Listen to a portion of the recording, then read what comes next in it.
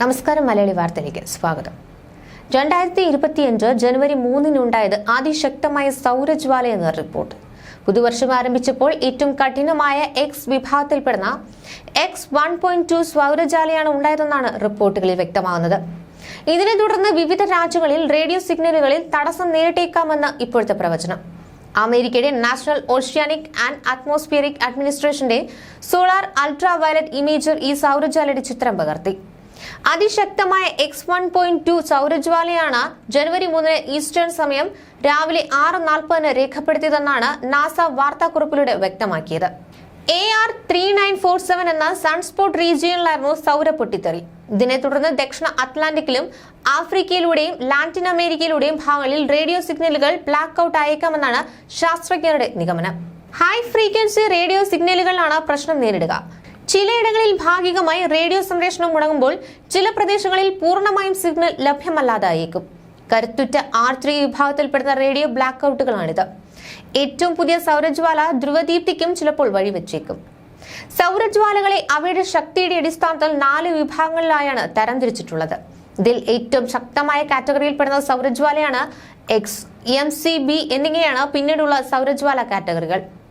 ജ്വാലയുടെ കാര്യത്തിൽ അടിസ്ഥാനത്തിൽ X, M, C, B എന്നീ അക്ഷരങ്ങൾക്കൊപ്പം 1.2 പോലുള്ള സംഖ്യകളും ചേർക്കും. സൗരജ്വാലകളെ തുടർന്നുണ്ടാകുന്ന കൊറോണൽ മാസ് ഇജക്ഷനുകൾ ഭൂമിയിൽ റേഡിയോ പ്രക്ഷേപണത്തിൽ തടസ്സത്തിനും GPS-ലും പവർ ഗ്രിഡുകളിലും സാറ്റലൈറ്റുകളിലും തകരാറുകൾക്കും കാരണമാകാറുണ്ട്. അതിനിടെ ഇന്നു രാവിലെ കിഴക്കൻ മാനത്ത് ഉദിച്ചുയർന്ന സൂര്യൻ ഈ വർഷത്തെ ഏറ്റവും വലിപ്പം കൂടിയ സൂര്യനായിരിക്കും. സൂപ്പർമൂൺ ജനകീയ കൗതുകമായി മാറിക്കഴിഞ്ഞു. എന്നാൽ സൂപ്പർ സൺ അത്ര പരിചിതമല്ല. കാരണം സൂപ്പർ മൂൺ ഒരേ വർഷം തന്നെ പലതവണ ഉണ്ടാകാം. എന്നാൽ സൂപ്പർ സൺ വർഷത്തിൽ ഒരിക്കൽ മാത്രമേ ഉണ്ടാകുന്നുള്ളൂ. അത് തന്നെ ജനുവരി ആദ്യ വാരത്തിലാണ്. 2025 സൂപ്പർ സൺ ഇന്നാണ്. അടുത്ത വർഷമാകട്ടെ ജനുവരി 3-ന്. ഈ സമയത്ത് സൂര്യൻ ഭൂമിയുടെ ഏറ്റവും അടുത്തായിരിക്കും. സാങ്കേതികമായി പെരിഹീലിയൻ എന്നറിയപ്പെടുന്ന ഈ പ്രതിഭാസത്തിന് വിപരീതമായ മറ്റൊരു പ്രതിഭാസമാണ് അബ്ഹീലിയൻ. ഈ സമയത്ത് സൂര്യൻ ഏറ്റവും അകലെയായിരിക്കും. ഇത് സാധാരണയായി ജൂലൈ ആദ്യവാരത്തിലായിരിക്കും. ഈ സമയത്ത് സൂര്യൻ നമ്മിൽ നിന്ന് ഏതാണ്ട് 15,20,00,000 കിലോമീറ്റർ അകലെയായിരിക്കും.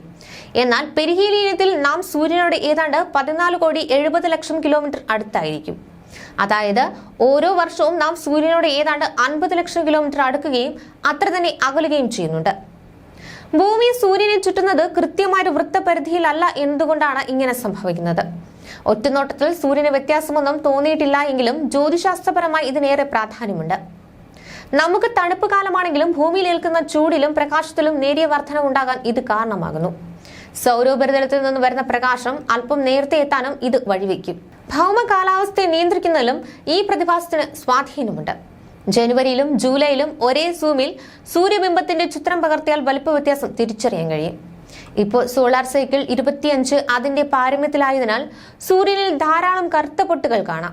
സൂര്യ സാമീപ്യമായി ബന്ധമില്ലെങ്കിലും സൂര്യാസ്തമയത്തോടെ പടിഞ്ഞാറൻ സന്ധ്യാമാനത്ത് ശുക്രനും ചന്ദ്രനും ശനിയും മനോഹരമായി സംഗമിക്കുന്നത് കാണാം. ഈ ഗ്രഹചന്ദ്ര സംഗമം ഭൂമിയിൽ നിന്നുള്ള ഒരു കാഴ്ച മാത്രമാണ്. ഇരുട്ടിന് കട്ടി കൂടുന്നതോടെ കാഴ്ച കൂടുതൽ മനോഹരമാകും. വലിപ്പമുണ്ടെന്ന് വിചാരിച്ച സൂര്യനെ ഒരു കാരണവശാലും നേരിട്ട് നോക്കരുത്. ന്യൂസ് ഡെസ്ക് മലയാളി വാർത്ത.